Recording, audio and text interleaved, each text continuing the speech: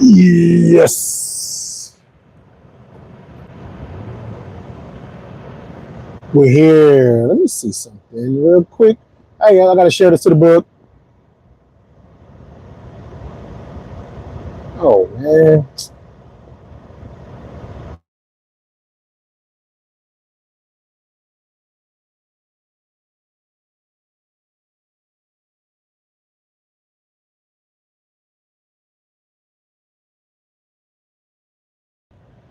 Since about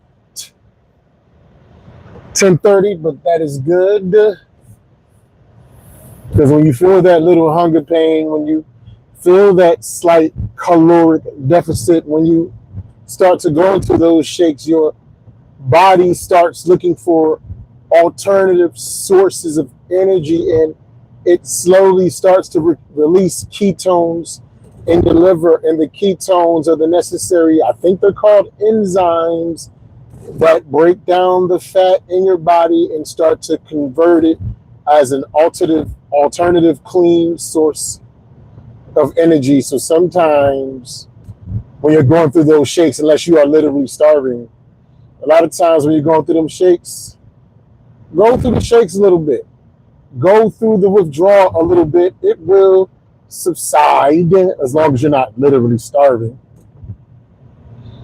And your body will still feed itself by feeding on the excess, the surplus of blubber that you already have around your waist and on your face, to around your midsection, your thighs, your booty cheeks.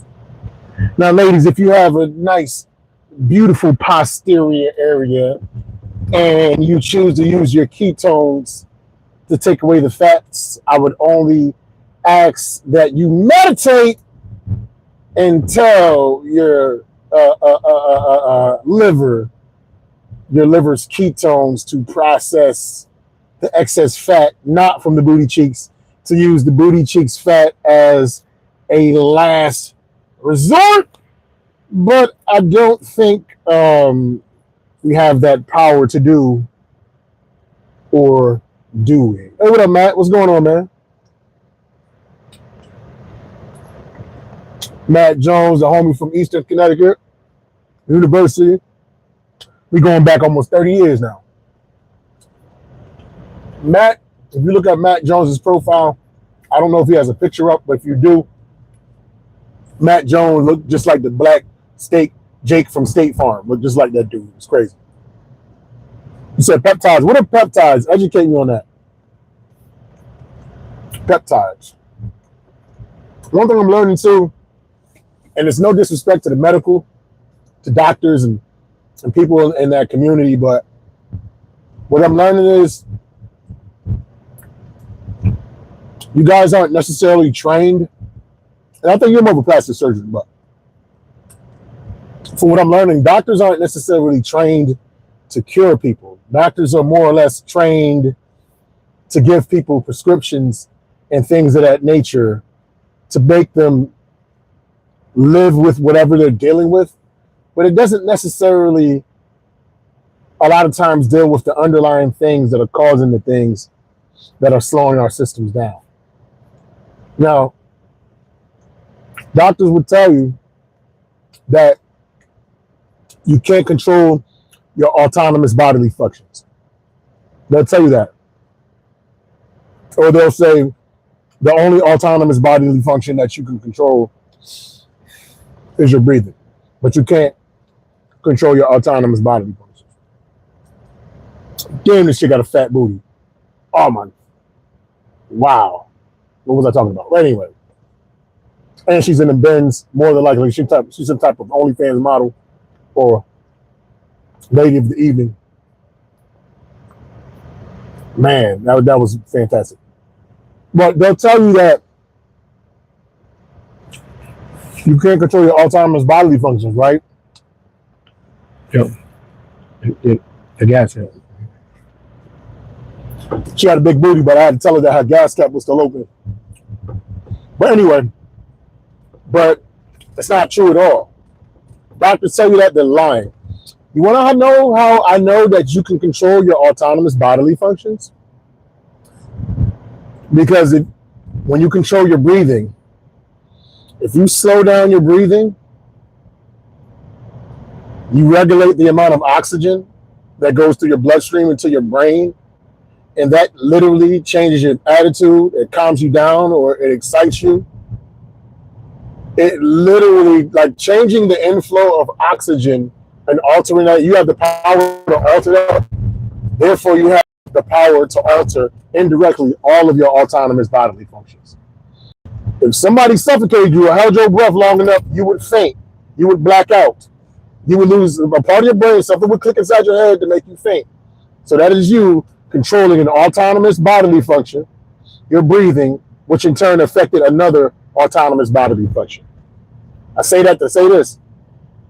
A lot of the problems and a lot of the issues that we have, the doctors, they give us pills and all these different regimens, and they want to put us on all these subscriptions of prescriptions.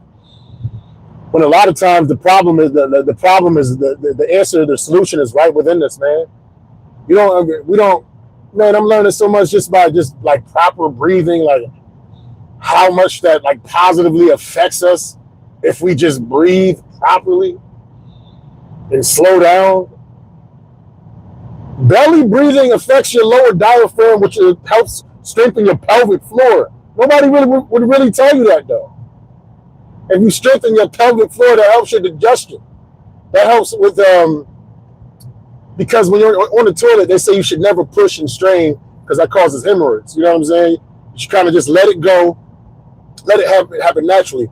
But if you do need to push, instead of pushing out like you try to force out your diaphragm, all you gotta do is you breathe in and your stomach naturally swells, and that's giving you like an indirect push. It's not as hard or as aggressive as straining, but it's not giving you the type of strain that would burst blood vessels in your colon that would cause these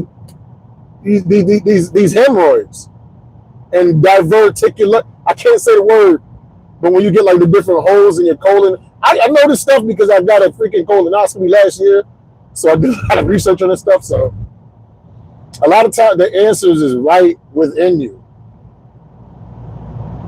You know, they'll put you on blood pressure medicine and things of that nature. All you gotta do is just like eat less salt, eat less fatty foods, eat less processed things, increase the veggies, increase the water, more raw vegetables, less stuff out of a can, fresh fruits every morning. Yes, it can be relatively. I had to throw away a bag of fruit because I purchased too much fruit, and then like a dummy, I had some other fruit that I bought from like 3 or 4 days ago, or 5 days ago, damn near. But I didn't pop it open yet. And then like 2 days ago, I bought like a bigger bag, and like I shouldn't have mixed both of those fruits, but the older fruit was starting to ferment, and it basically sped up the fermentation of the newer fruit. So I had to toss it. So you got to be careful with that. You got to be cognizant of that. But would you rather be spending money on fruit to keep you healthy, or would you rather pay $200 or $300 a month on pills to keep you healthy? Either way, you're going to spend money. You're going to spend money whether you're spending money on the pills or you're spending money on the fruits. And I would imagine in the long run, spending money on food that is good for you is better than some dry-ass pills that you become addicted to. That's all. It's all coming together. I'm getting a lot more healthy, man. Spending less time on that commode, as the Southern people say. The book is coming together like so fantastic. I was spending a lot of time yesterday. Basically, the chapter 1 is done, but I do a table of contents. I already explained this yesterday, which I call the table of clairvoyance. I got my own words, and then I create an index as well, and the index directs you to the tap-in episodes of where I took my words from to actually write this book. So I call that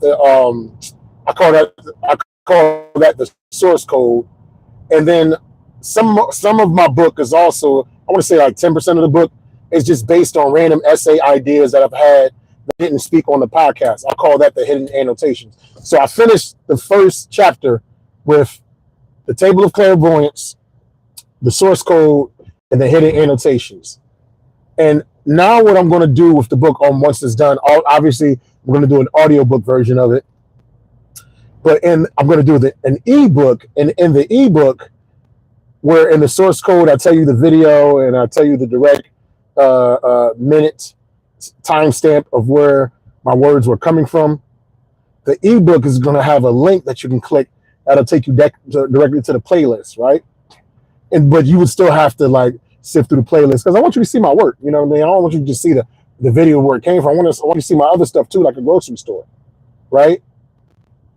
But I'm going to have an upgraded version of the book, the ebook as well. And this section is going to be called Hyperspace. And Hyperspace, I'm going to have the actual hyperlinks to the exact minute and the exact episode of exactly where the words came from in the pages of my book. But that book is going to cost like $5 more because it's going to like, man, it's going to be, there's so many sources from my podcast that I'm using within this first book. It's going to take me a while to put all that together. So you're basically paying for this work that I'm putting in. But the book is going to be like highly interactive, whether you just read it yourself, you know what I'm saying, without it being online. You got the table of clairvoyance. You don't have to read it, what's the word, chronologically or in order, left to right. No, you can look at the table of clairvoyance. You can see different topics, and you can zero in specifically on that topic. And then once you read the topic, if you want to hear me speak those words in the source code, it'll take you exactly where I spoke these different words. Each major topic in each chapter will be alphabetized. So if it says like the cathedral concept, you're like, oh, this cathedral concept, this is kind of dope. I want to know more about this. I want to see what he talked about in the actual video. You go to the source code, you look up cathedral concept, and it'll have the episode like tap in 43 or whatever. I'm just using an example. It'll say tap in 43. It'll say the 5 minute mark, 5 minute and 30-second mark, whatever. And it'll redirect you back to the page you came from. So it'll say like chapter 3, page 2. Because each of my chapters, I'm not going to number the whole book from 1 to 100, 1 to 500. No. Each chapter is going to be its own miniature book. So if chapter 1 only has 15 pages, it'll be numbered 1 through 15. If chapter 2 has 20 pages, it'll be 1 through 20. So chapter 1 will be 1, 1, 1, 2, 1, 3, whatever. Chapter 2 will be 2, 1, 2. Like that's how I'm going to do it. So for individuals that get intimidated that they got to read this long book, now you don't have to. You know what I mean? You're not going to see any page over 100. I think the highest any of these pages within these chapters is going to go to is like up to like 20 tops max. It's an anthology within an anthology. Yeah. Like, share, subscribe, comment, hype button, all that good stuff. You know what I'm saying? Look at my profile. Hit me with a donation. $, Mo Green 79 in my Cash App, and at Mo Green 79 on my Venmo. Hit your boy up, man. So yeah, so you have that. You'll have that you can look through in the book. And like I said, any of the words that didn't come directly from my podcast, I have the hidden annotation section. So the hidden annotations are going to be alphabetized. You know, I'm going to have that alphabetized. Like, you know, I can't think of any of my hidden annotation ideas, but you'll have the abbreviation of it. And then beyond that, the hidden annotation is explained. You'll have a more detailed explanation of each hidden annotation. You understand what I'm saying? And it's going to redirect you back to the pages that it came from. You know what I'm saying? And then beyond that, I'm going to have a glossary because I use a lot of different terms that a lot of people normally don't use. I'm coining like a lot of different phrases like the cathedral concept. Let me try to think. Oh my God. There's like a lot of different, let me try to think. The source code, there's a definition to that. The source code, table of clairvoyance, there's a definition to that. Hyperspace, there's a definition to that. You know, and I'm gonna have a glossary of all these new terms and definitions and ideas. And the glossary is going to be called, what did I call it? The Rosetta Stone. It's going to be called the Rosetta Stone, because basically it's just breaking down and explaining these different terms that I'm using throughout the book, and just something fun and interactive to play with once you're done with the book, if you want to, because I'm treating this like almost like a video game too, with all these different layers. So you have that, and I'm going to have the audio book where I'm actually reading out. You can hear my voice and read the whole thing straight through audio if you want that version. Then you have the ebook. I already explained the ebook. You got the standard ebook where the source code, you have the link to my podcast. You'll have the actual episodes and the timestamps for each of my ideas that aren't hidden annotations. But you gotta I think the link to my playlist for the podcast is just gonna be one link in the back of it.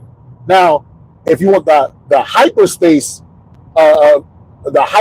version of that ebook, that's the one that's going to cost actually a few extra bucks, because that's going to be hyperlinks directly to the exact minute in podcast of each topic that's related in the book. You ain't got to do no work. You just got to click. But because I did so much work, you got to pay a little extra bread. Now, this is another edition. So along with the Rosetta Stone, along with the hyperspace, each of my podcasts has a nice, cool thumbnail that I made with the use of AI. But I'm an art major. I used to draw comic books. I understand the vocabulary of art, and I have a mastery of the English language. So when I tell AI to do certain things, as far as art and things of that nature, it's going to look a lot different than the average person that does that. And I don't just use the free version of AI. I pay for this stuff too. You understand what I'm saying? So that's going to be the source codex. What did I call it? The source codex gallery. I forget what I called it. I got to look back at my notes. And basically, after you finish the book, you will see the thumbnail, the YouTube thumbnail of every episode that is represented in the book in the back. And, it'll say tap in episode, and I'll have it in chronological order. So it'll say tap in episode, I think the first episode I used for the book was 31. So tap in episode 31, tap in episode 34, tap in episode 36, and so on. You know what I'm saying? So even after you read everything, you will have the artwork in the back, right? And what I'm going to do with this artwork, you know what I'm saying? So if it's tap in episode 31, I'll put the chapter of the book that it represents. You know what I'm saying? So you can look at the artwork. Damn, this is some dope artwork. At the bottom, chapter 1. So so the tapping was based on, chapter 1 was based on this. And sometimes some chapters will have multiple thumbnails or multiple videos from our podcast that it came from. So chapter 1 will be based, unless I'm just throwing numbers out. So see artwork for episode 31, artwork for episode 34, artwork for episode 111, and artwork for episode 125. Bam. So artwork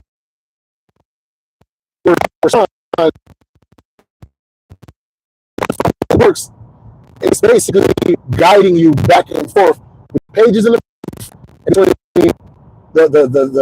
source code in the back, the hidden annotations in the back, but then that also guides you to the actual YouTube channel where you can see the actual videos of where it came from. And then the artwork guides you to the YouTube channel, or it guides you back into the beginning of the book. And what I'm doing with this, I'm creating this continuous loop of information in different ways of how all kinds of people can appreciate it. You don't got to read it straight through. You can pick it out episode by episode. You don't got to read it at all. You could just support me and be like, damn, I don't feel like reading this whole book. I want to see specific topics of where he got it from in his podcast. Oh, it's the source code right here. Oh, episode 43 minute, you know what I'm saying? Episode 43, the 2-minute mark. Bam, I can go right there. But if you got the hyperlink ebook version, you just click it. Boom, you right there. All this stuff is, like I said, it's all coming together. Maybe there are interactive books like this being built, but I don't know no book that I got the foreword, I got the prologue, I got the table of clairvoyance. I got the actual book itself. I got the source code, which is the index. I got the hidden annotations. You know what I'm saying? I got the Rosetta Stone, which is the glossary. I got the art gallery. And then I got all the links and timestamps to my podcast that directs you back to where I got all my writings from. And even beyond that, do all my hidden annotations that aren't on, that don't come from my podcasts. I forget there are certain websites where you can put essays and stuff like that. I'm going to put these hidden annotations in essay form. So for the people that have the hyperspace version, you know what I'm saying? It's going to direct you to, I forget what it's called, but it's going to direct you to that social media site where people put their essays on. You know what I'm saying? So that'll direct you to all my essays that have nothing to do with my books at all, because I write essays as well. You know what I mean? Y'all wondering where the comedy? Comedy is there. Comedy is just slow. Comedy is very slow for me right now, but I ain't gonna stop just because comedy's slow. I'm gonna just create in other ways. There's no such thing as writer's block. The comedy guys don't give you, you know what I mean, anything new. Then that gives you my dry spell concept that's going in the glossary. Whenever I was struggling with women, if you can't get a woman or whatever, a significant other, that gives you opportunity to work on other things and work on yourself. I'm not getting no love with this comedy stuff as far as the gigs, so I can focus more energy on this book. It's all good. I'm gonna still create regardless. I ain't gonna stop until this physical shell stop. And even when this physical shell stop, I put so much stuff out in the universe, man. When I'm done, the torch is going to still be carried in another way. All these videos of how I'm breaking down this game, somebody going to look at this and like, damn, this is a dope ass way to put together. I'm not just putting together, I'm putting together a book, putting together a comic book, I'm putting together an audio book, I'm putting together an anthology, I'm putting together an art gallery at the same time, I'm putting together essays.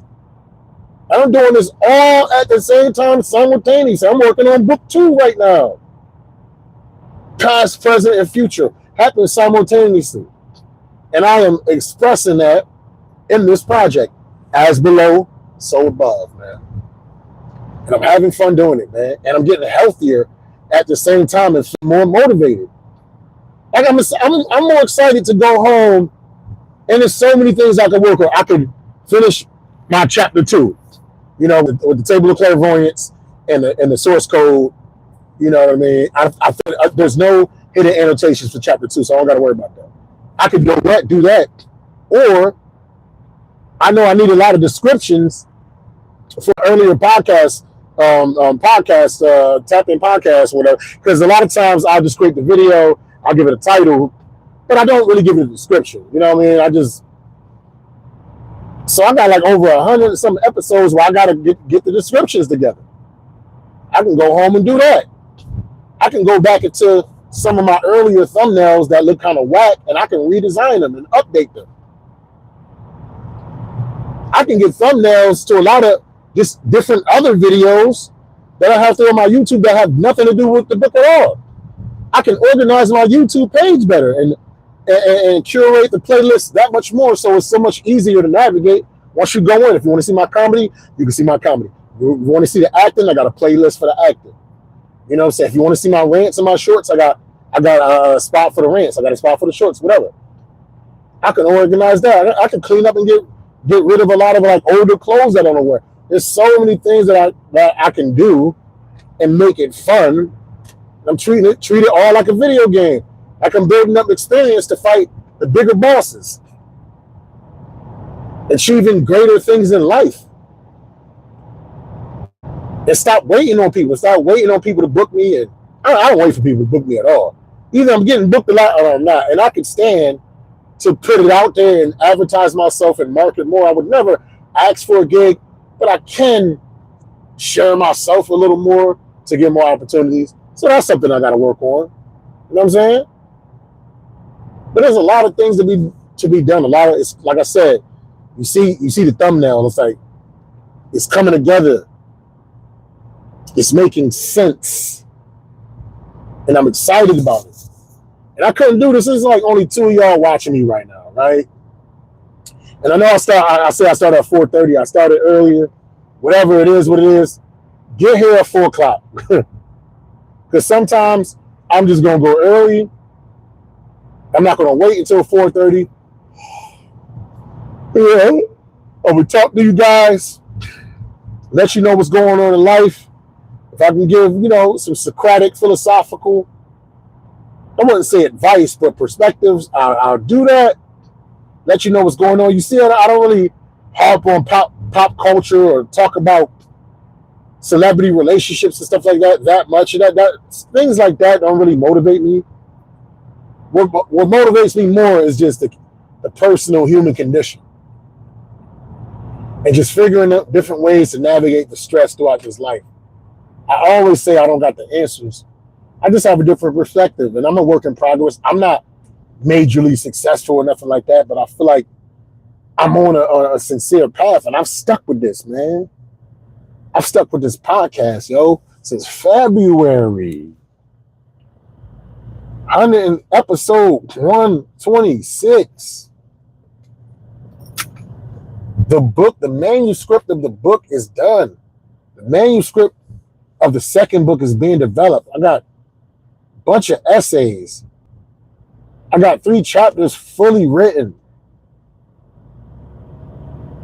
I got tons and tons of artwork. Not a lot, man. It's a lot to look at. It's a lot to pay attention to. And I'm doing this, I may have been dirty and potty mouth in the beginning, but I'm doing this without cursing at y'all, without cursing y'all out, without saying woe is me, without blaming anybody or anything for my faults or my shortcomings. You got to take control of your life. Just how you can take control of your breath and alter your breath to alter your mood, you can alter your life the same way. Take control of the autonomous things that you can control, and it literally starts with breathing. The foundation of it all is how you breathe. In the nose, out slow. In deep, 4 seconds in, 4 seconds out. 4 seconds in, 4 seconds out. It's calming. When a sniper is about to, hit his target, they breathe in real slow, they calm themselves down, their nerves are calm. And when you're in a more calm state, you can make more difficult decisions. All of it starts with the breathing, yo. That's about, because if you take it, literally the breath is your spirit. I say the breath is the spirit. I mean, the Bible says that too. You take away the breath. The breath is also the faith. Faith is something that can't be seen, but you have confidence that it's going to take care of things. Breath is something that we can't see, but we're confident it keeps us alive. I think faith, spirit, and air, they're all the same thing. That's my interpretation. Then it says faith without works is dead, meaning you could be breathing, but if you're laying in the bed not doing nothing, you may as well be dead. You may as well be in a coma. So yes, you got the faith, you got that air coming through, but you still got to work. You still got to move around and do things. And maybe people look at the word work in a negative connotation. So you just be active, create. You know what I'm saying? You got these hands, this brain. There's people without hands, without arms that create. A pen going right. A pen doesn't need all of the fancy bells and whistles to write. Sometimes you just need the ink and just something to hold up a little bit. Whether you're blind or you can't walk or nothing like that, you still get that spirit, that ink inside of you. And the universe is the canvas. Reality is the canvas. Spirit is the ink. You are the pen. Reality is the canvas. Whatever you do determines if the artwork is beautiful or if it's dirty. Let's make beautiful artwork. We got this ink coming through us, flowing through us, this spirit, this air, this faith. Why not to make the most of it and make beautiful pictures? I'm trying to make a beautiful picture. I got something great that I feel like is going. I'm not saying it's going to change the world, but I'm definitely going to leave my mark, and it's actually going to change the world, because whenever you do any type of art, even if one person likes it and it makes them feel good, you change the world. Now, the magnitude and scale, that's all relative, but if one person can like it, If one person can enjoy it, you did your job. You changed the world for the better. That's all we're going to do. That being said, enough of this positive stuff. You know what I'm saying? I got to get up here and get a couple of goods for myself. So, as I say to all my young and up and coming comedians, there is no such thing as writer's block. If the comedy guys have not given you anything new to describe on that page, it is their way of telling you to work out the things they already gave you. Stay away from the gossip. Stay away from the rumors. Stay away from the nonsense. Stay away from the negativity. Stay away from the foolishness. Focus on the funny and lead with love, because life is not something that happens in spite of you. Life is an experience for you to behold. So get to beholding. That being said, enjoy the rest of y'all Tuesday wherever you are on this earth. I'll see you tomorrow around 4. I'm going to start saying 4 o'clock. See you tomorrow at 4 o'clock. Deuces.